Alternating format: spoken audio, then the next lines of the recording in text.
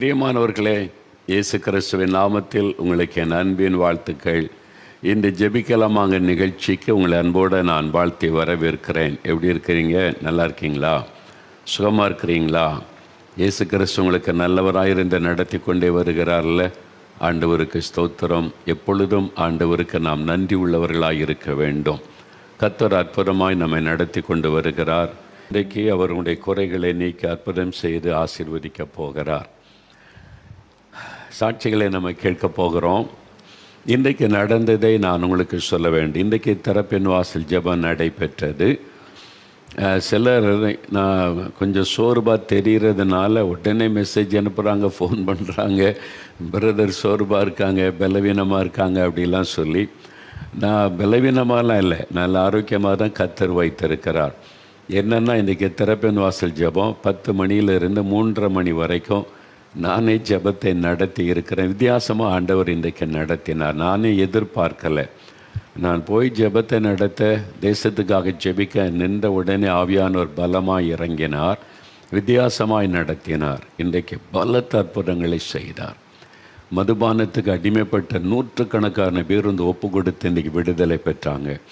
அற்புதமாய் தங்களை ஒப்பு கொடுத்து விடுதலை பெற்றாங்க. ஆவியானவர் ஒன்றா வெளிப்படுத்தி அப்படி பாதிக்கப்பட்ட மக்களை அழைத்து அவங்களுக்கு விடுதலையும் சுகமும் கொடுத்து மகிழ பண்ணினார். அது மாத்திரம் இல்லை, எனக்கு ஆச்சரியமாக இருந்தது. கொலை செய்கிற ஒரு எண்ணம், கொலை செய்யும்படி தூண்டுகிற ஆவி, கொலை செய்யும்படி பேசுகிற ஆவி சிலருக்குள்ளே கிரியை செய்து கொலை வெறியை தூண்டிக்கிற ஆவியில் பாதிக்கப்பட்டவங்க பெண்கள் தான் அநேகர் முழங்கால் பிடிக்கிட்டாங்க. ஆண்கள் அநேகர். ஒரு சகோதரி கண்ணீரோடு சொன்னாங்க, ஒரு ஆவியாண்ட பேசிக்கிட்டே இருக்கோம், உன் குழந்தைய கொன்னுரு, உன் குழந்தைய கொன்னுரு, கழுத்தை நெரிச்சு கொன்னுரு, கத்தி வச்சு குத்துருன்னு சொல்லி. 8-9 வயசு குழந்தைய, சொந்த குழந்தைய அந்த ஆவி ஏவிக்கிட்டே இருக்குமா, தூண்டுமா, பேசுமா, சத்தம் கேட்கும். ஆண்டவர் விடுதலை கொடுத்தார். அது சொல்கிறாங்க சாட்சி, மனைவியை கொன்னுருன்னு அந்த ஆவி சொல்லுது, இவங்களை கொலை பண்ணிருன்னு பேசுது, அது தூண்டிக்கிட்டே இருக்குது. அதை மாதிரி ஆண்டவர் இன்றைக்கி நிறைய பேருக்கு விடுதலை கொடுத்தார். எனக்கே அது ரொம்ப ஒரு ஆச்சரியமாக இருந்து, இத்தனை பேருக்குள்ள அந்த ஆவியினுடைய போராட்டம். அது மாத்திரம் இன்றைக்கி பலத்த அற்புதங்கள் ஆண்டவர் செய்தார். சுகம், விடுதலை, நடக்க முடியாதவங்க எழும்பி நடந்தாங்க, கண் தெரியாதவர்கள் பார்வை அடைந்தாங்க, பலத்த அற்புதங்களை செய்தார்.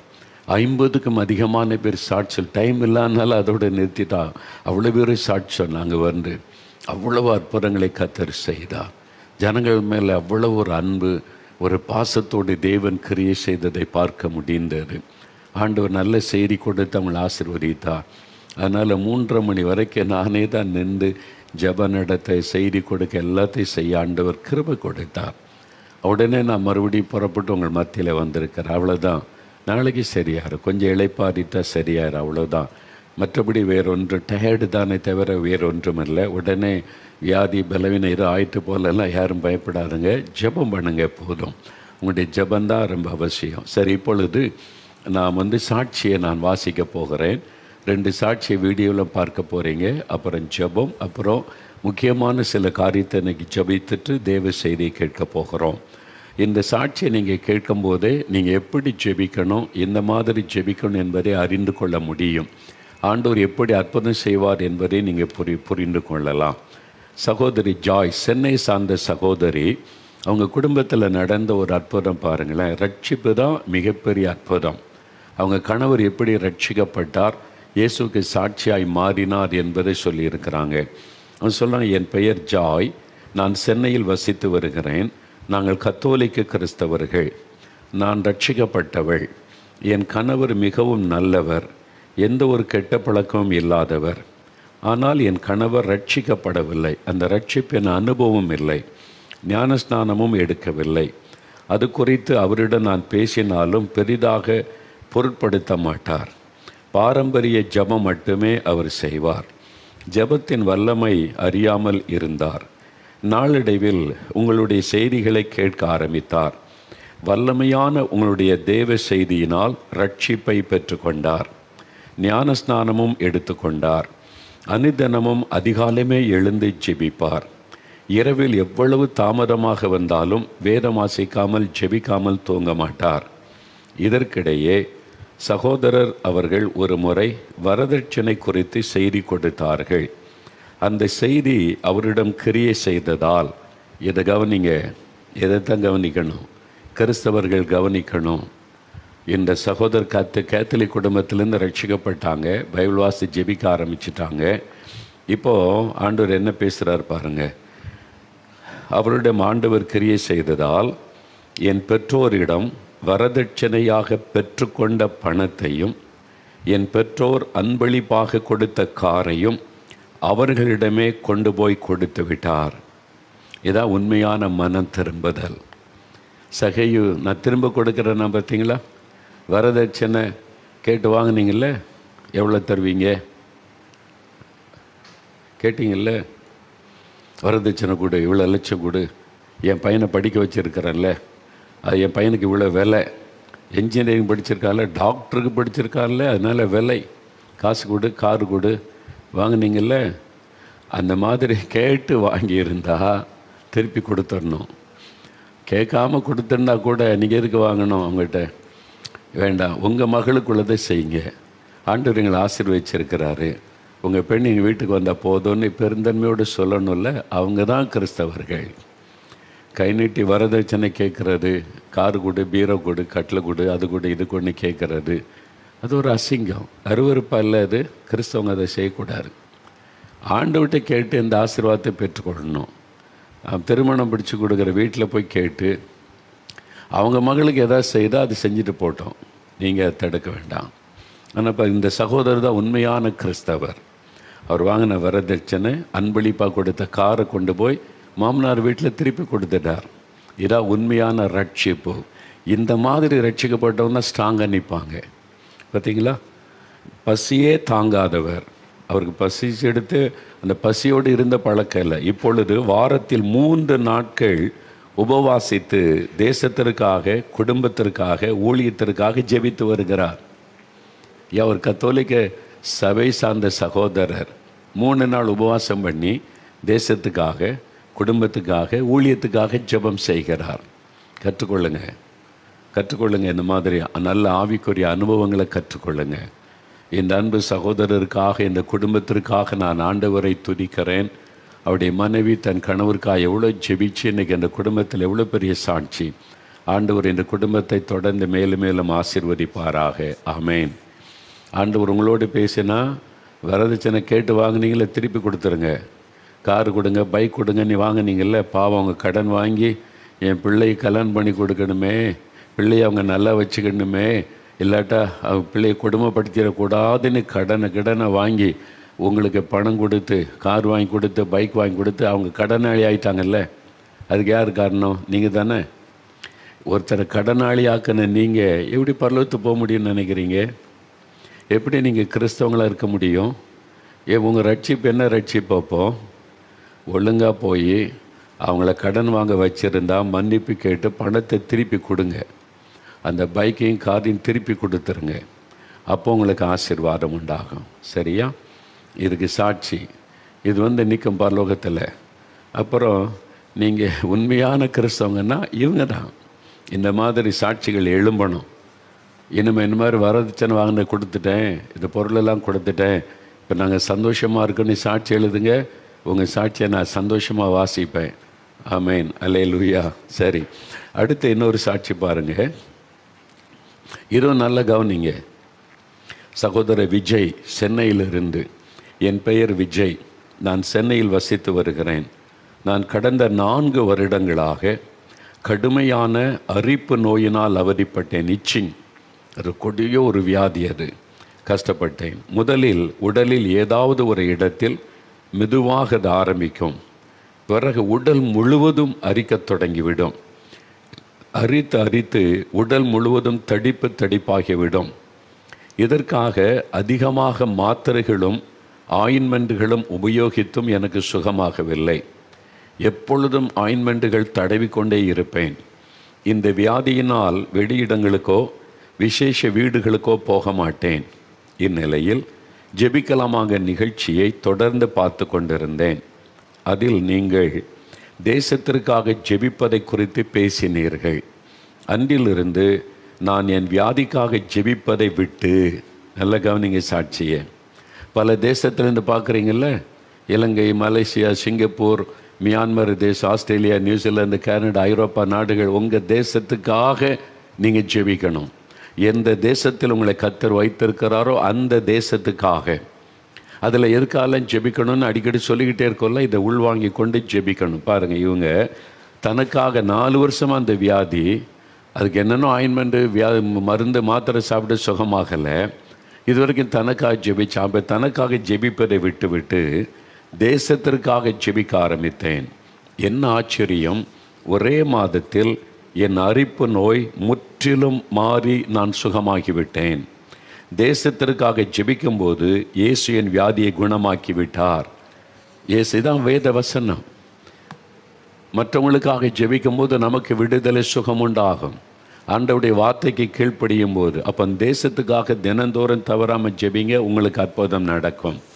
அன்பு சகோதரி சாட்சி எழுதியிருக்கிறாங்க, அவங்களுக்காக ஆண்டவருக்கு ஸ்தோத்திரம்.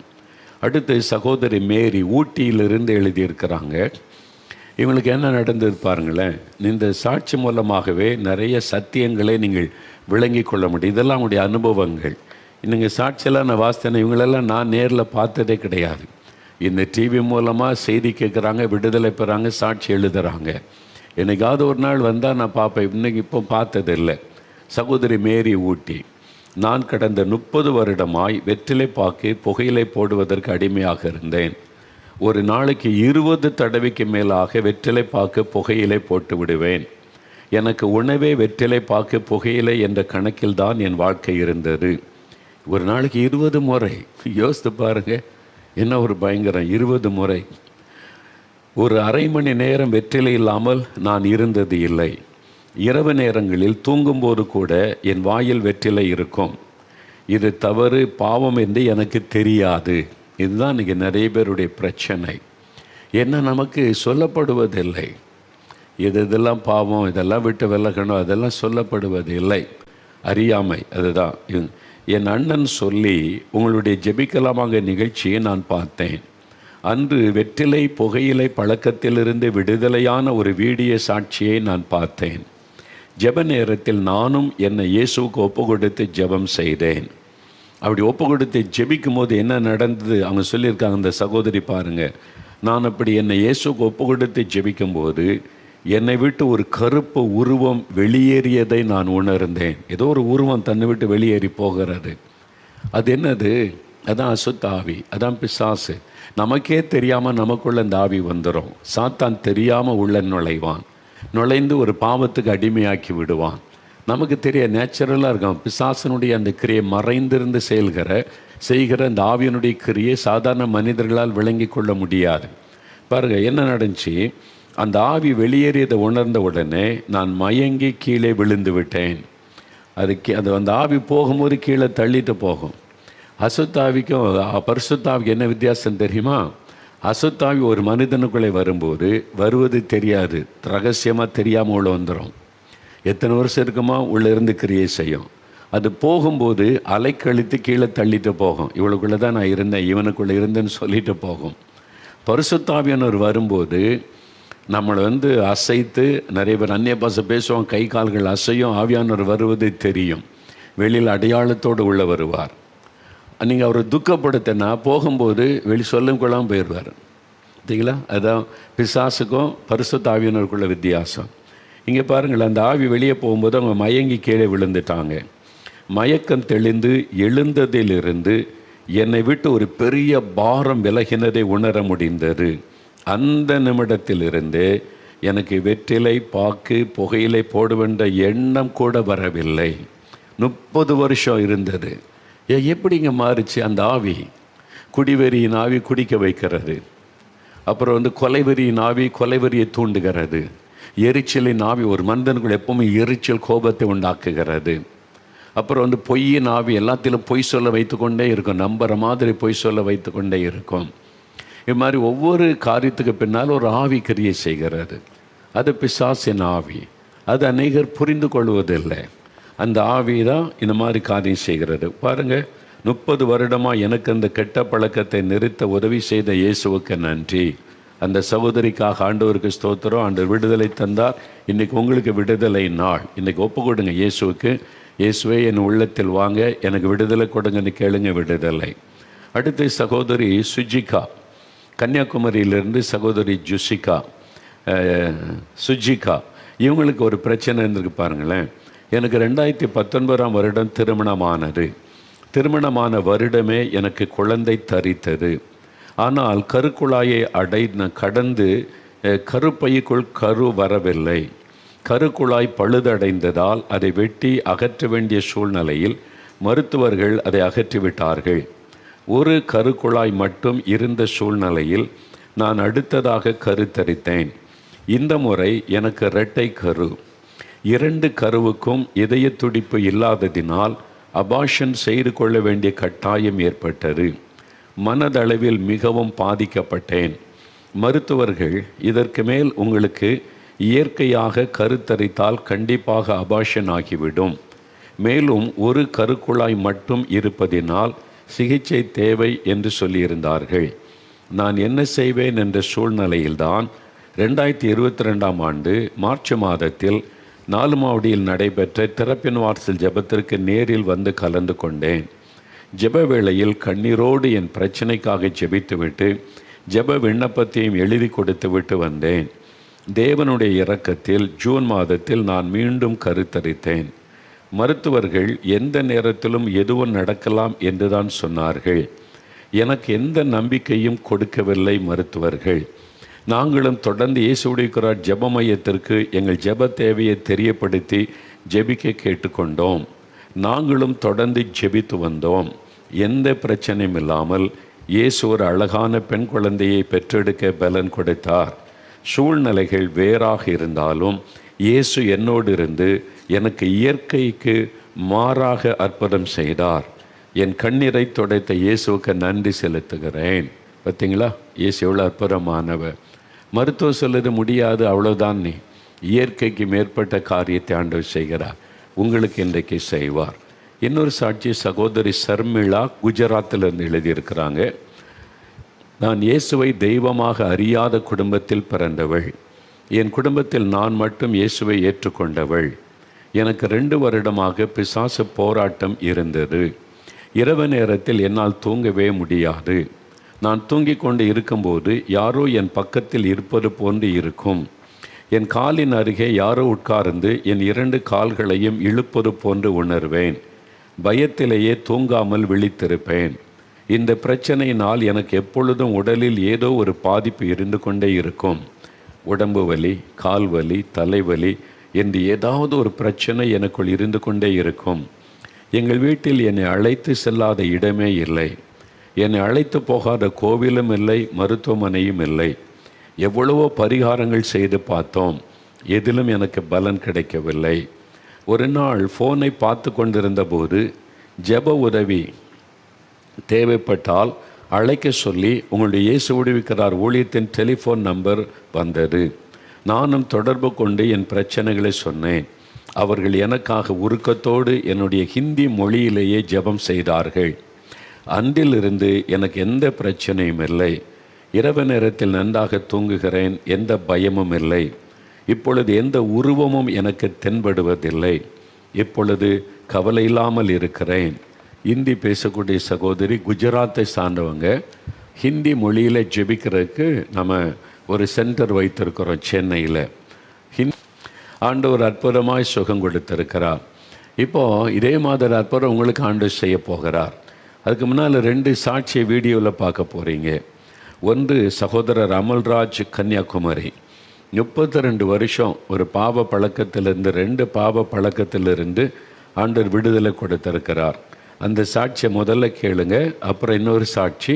இது அற்புதம் தானே, நீங்களே யோசித்துப்பா. 32 வருஷம் ஒரு மதம் குடிச்சிக்கிட்டே இருக்கிறாரு. ஹான்ஸ் அந்த மாதிரி போதை அந்த பொருளை பயன்படுத்துகிற பழக்கம் அது வந்துட்டால் மனைவி பிள்ளைகள் தெரியாடி கெட்ட வார்த்தை, அது அடிமைத்தனம். அந்த மதுபானம் என்கிற அடிமைத்தனத்தில் சாத்தான் வைத்துட்டான். அவன் இப்போ நினச்சாலும் விட முடியாதபடி அப்படியே அடிமைத்தனம். அந்த மனைவி பிள்ளைகள் பொறுப்படுத்தி ஜெபிச்சாங்க. யாராவது ஒருவர் அந்த ஆத்மாவுக்காக பொறுப்படுத்தி ஜெபிக்கணும். அந்த உறவு உங்கள் குடும்பத்தில் உள்ளவங்க, நீங்கள் பொறுப்பு எடுக்கணும், நீங்கள் பாரம் எடுக்கணும். நீங்கள் குறை சொல்லிக்கிட்டே இருக்கக்கூடாது. கணவர் மதுபானம் குடிக்கிறாங்க, கொஞ்சம் குடிச்சிட்டு இப்படி அலையிறாருன்னு முறுமுறுக்கக்கூடாது, குறை சொல்லக்கூடாது. அவர் திட்டக்கூடாது. எல்லாருக்கும் மத்தியில் அவர் குடிக்கிறாரு ஜெபம் பண்ணுங்க அப்படிலாம் சொல்லக்கூடாது. எல்லாருக்கும் மத்தியில் சொல்லக்கூடாது. அது தப்பு. நீங்கள் ரகசியமாக சொல்லிக்கலாம், அவர் ஊழியக்காட்ட ஜெபம் பண்ணுங்கய்யா அப்படின்ட்டுன்னு. தெரிகிற மாதிரி அவரையும் வச்சுக்கிட்டு அவரை அவமானப்படுத்துகிற மாதிரி அது செய்யக்கூடாது. பிறகு அவங்க தொடர்ந்து ஜெபிச்சாங்க. ஒரு நாள் மனைவி மகளும் கை வைத்து ஜெபிச்சாங்க. அவங்க 2 பேரும் உத்தரவாதம் எடுத்து பாரம் எடுத்து அந்த ஆத்மாவுக்காக ஜெபிக்கிறாங்க. இயேசு தொடுகிறார். ஒரே நாள், அடுத்த நாள் மதுபான சிந்தையே இல்லை, எண்ணமே இல்லை, ஹான்ஸ் போடுற எண்ணமே இல்லை. 32 வருஷ பழக்கம் எப்படிங்க ஒரு நாளில் மாறும்? அதான் இயேசு, அதான் அற்புதம் என்பது. அதான் அற்புதம், இயேசு செய்கிற அற்புதம். நீங்கள் அவரே சாட்சி சொல்கிறார் பாருங்கள். நீங்கள் எவ்வளோ சந்தோஷம் பாருங்கள். இப்போ ஜெபம், ஆண்டவரை தேடுவது பெரிய விடுதலை இல்லை. இன்றைக்கி யாரோ ஒரு சகோதரன் என்னால் விட முடியலையே அப்படின்னு இருக்கிறீங்களா? இயேசு விடுதலை தருவார். அவர் உங்களை நேசிக்கிறார். அதனால தான் உங்களோட பேசுகிறார். ஏன்னா நாங்கள் ஜெபிக்கிற உபவாசம் பண்ணி சாப்பிடாமல் இருந்து இந்த மாதிரி மதுபானத்துக்கு அடிமைப்பட்டவங்களாம் விடுதலை அடையணும். ஆண்டவரே நீ கண்ணீரோடு நாங்கள் ஜெபிக்கிறோம். இந்த கொடி நோய்க்கு அடிமைப்பட்டவங்க விடுதலை அடையணும், அந்த பாவத்துக்கு அடிமைப்பட்டவங்க விடுதலை அடையணும். ஆண்டவரே இறக்க செய்யுங்கன்னு லட்சக்கணக்கான பேர் ஜெபிக்கிறாங்க. அந்த ஜெபத்தினால தான் இன்றைக்கி நிறைய பேர் விடுதலை பெறாங்க. உங்களுக்காகவும் ஜெபிக்கப்படுகிறது. இன்றைக்கி ஒப்பு கொடுத்து ஜெபிங்க. குடும்பத்தார் அவங்கள அற்பமாக நினைக்காதங்க. அவங்களுக்காக பாரம் கொண்டு, அது ஒரு நோய், ஒரு வியாதியஸ்தருக்காக எப்படி ஜெபிப்பீங்களோ அதே மாதிரி இந்த பாவ நோயிலிருந்து விடுதலை கொடுங்க. இயேசுவேன்னு ஜெபம் பண்ணுங்க. பாருங்கள், ஆண்டவர் அற்புதம் செய்திருவார். இன்னொரு சாட்சியை கேட்கலாமா? சகோதரி அற்புத கனி, குற்றாலம், தென்காசி மாவட்டம் குற்றாலத்திலிருந்து அவங்களுக்கு 18 வருஷமாக ஒரு பிரச்சனைங்க. 18 வருஷம். அவங்க சொல்கிற சாட்சியை கேளுங்களேன். எனக்கு ரொம்ப ஆச்சரியமான விஷயம் என்னென்னா, சமீப நாட்களில் இந்த சாட்சிகளை பார்க்கும்போது நிறைய 18 வருஷம் குடிகாரனாக இருந்தேன், நான் இப்போ விடுதலை பெற்றுட்டேன், இயேசு விடுதலை கொடுத்தாரு. 18 வருஷம் எனக்கு கர்ப்பப்பையில் பிரச்சனை, இயேசு சுகமாக்கிட்டாரு. 18 வருஷம் கட்டி இருந்தது மறைஞ்சிட்டு. 18 வருஷம் இவங்களுக்கு பாருங்கள், அது 18 வருஷம் வியாதி. இன்றைக்கி திறப்பினா ஜெபத்தில் கூட இன்றைக்கி ஹீலிங்கான ஒரு சகோதரி 18 வருஷம் எனக்கு இந்த பிரச்சனை இருந்துச்சு, இன்றைக்கி விடுதலை கொடுத்துட்டாரு சொன்னாங்க. எனக்கு ரொம்ப த்ரில்லிங், ஆச்சரியம். ஏன்னா லூக்கா 13ஆம் அதிகாரத்தில் 10ஆம் வசனம் முதல் வாசித்தீங்கன்னா, 18 வருஷம் பலவீனப்படுத்தும் ஆவியை கொண்ட ஒரு பெண், கூனியாக இருந்த பெண்ணை இயேசு குணமாக்கினார். அது 18 வருஷம். அதே மாதிரி பாதிக்கப்பட்ட நிறைய பேர் சாட்சி சொல்லி இருக்கிறதை நான் பார்க்கிறேன். இவங்க என்ன சொல்கிறாங்கன்னு பார்க்கலாமா? நீங்களே பாருங்கள். அப்போ நீங்கள் 18 வருஷம் ஆர்த்ரைட்டிஸ், நிற்க முடியாது, நடக்க முடியாது, பொருளை தூக்க முடியாது, எவ்வளோ கஷ்டப்பட்டுருக்காங்கல்ல. அவங்க தேவ பிரசன்னத்துக்குள்ளே வந்தாங்க. நால்மோடியில் அப்படி என்னங்க விசேஷம் அப்படின்னு, என் நால்மோடியில் தான் இயேசு இருக்காரா? இல்லை, எங்கும் அவர் வியாபித்திருக்கிறார். எல்லா இடம் எங்கே ஜெபிக்கிறாங்களோ அங்கெல்லாம் அப்படி வல்லமை வெளிப்படும். இங்கே ஜனங்கள் அற்புதம் பெற காரணம் என்னன்னு சொன்னால், இங்கே 24 மணி நேரமும் ஜெபம் நடந்து கொண்டே இருக்கும். 24 ஹவர்ஸும் ஜெபம் நடந்து கொண்டே இருக்கும். ஒரு பக்கம் துதி, ஆண்டவரை துதிக்கிறது 24 மணி நேரமும் நடக்கும். எப்போவுமே ஜெபித்து கொண்டே இருக்கிற இடத்துல தேவ பிரசன்னம் எப்பொழுதுமே இருக்கும். அந்த தேவ பிரசன்னம் தான் நமக்கு அற்புதம் செய்வது. இயேசு அவருடைய பிரசன்னம், அவ்வளோதான். ஒவ்வொரு வியாழக்கிழமையும் 11 மணிலேருந்து 2 மணி வரை இங்கே அற்புத விடுதலை பிரார்த்தனை ஜெபம். இதில் ஒவ்வொரு வாரமும் ஆயிரக்கணக்கான பேர், 3000லேருந்து 5000, 6000 பேர் சில சமயம் கூடி வர்றாங்க. எல்லா வியாழக்கிழமையும் சுகம் விடுதலைக்காக ஜெபம். நீங்கள் உபவாசத்தோடு வந்து ஜெபிச்சிங்கன்னா இயேசுவனிடத்துலேருந்து அற்புதத்தை பெற்றுக்கொள்வீங்க. அவர் தான் அற்புதம் செய்கிறவர். சரி, இப்போது நான் வீட்டில் இருக்கிறையா, எனக்கு அற்புதம் நடக்குமா? நடக்கும். இவ்வளோ பேருக்கு அற்புதம் செய்தார்ல. எனக்கு இந்த பாவ பழக்கம் இருக்குது, மதுபான பழக்கம், ஹான்ஸு பழக்கம், புகையிலை போடுற பழக்கம், இந்த மாதிரி பாவ பழக்கம் இருக்குது. எனக்கு ஒரு விடுதலை வேணும்னா உங்களுடைய இருதயத்தில் கை வைத்து, இயேசுவே என் உள்ளத்தில் வாங்க, எனக்கு இந்த பாவத்தில் இந்த விடுதலை கொடுங்க, உங்கள் ரத்தத்தினால் கழுவுங்க, இயேசுவே எனக்கு உதவி செய்யுங்கன்னு ஜெபிக்கணும். வியாதியிலிருந்து சுக வேண்டுமென்றால் வியாதி உள்ள இடத்துல கை வைத்து, இயேசுவே என்னை தொடுங்க, என்னை குணமாக்க, இந்த வலி மாறட்டும், கட்டி மறையட்டும், இந்த கேன்சர் மாறட்டும், ஆஸ்துமா விலகட்டும், இயேசுவின் நாமத்தை சொல்லி ஜெபிச்சிங்கன்னா இயேசு உங்களுக்கு அற்புதம் செய்வார். உங்கள் எண்ணம் சிதறாமல் இருக்க உங்களுடைய கண்களை மூடி, முடிந்தால் முழங்கால் படியிட்டு, முழங்கால் படியிடுவது தேவனுக்கு முன்பாய் நம்மை தாழ்த்துவதற்கு அடையாளம். இல்லை, எனக்கு அதில் பழக்கம் இல்லைங்க அப்படின்னா உட்கார்ந்தே நீங்கள் ஜெபிக்கலாம். ஆனால் நீங்கள் இருதயத்தில் கை வைத்து ஜெபிக்கணும். உங்கள் வீட்டில் யாராவது மதுபான பழக்கம், பாவ அடிமைத்தனத்தில் இருந்தால் குடும்பத்தார் அவங்க மேலே கை வைங்க.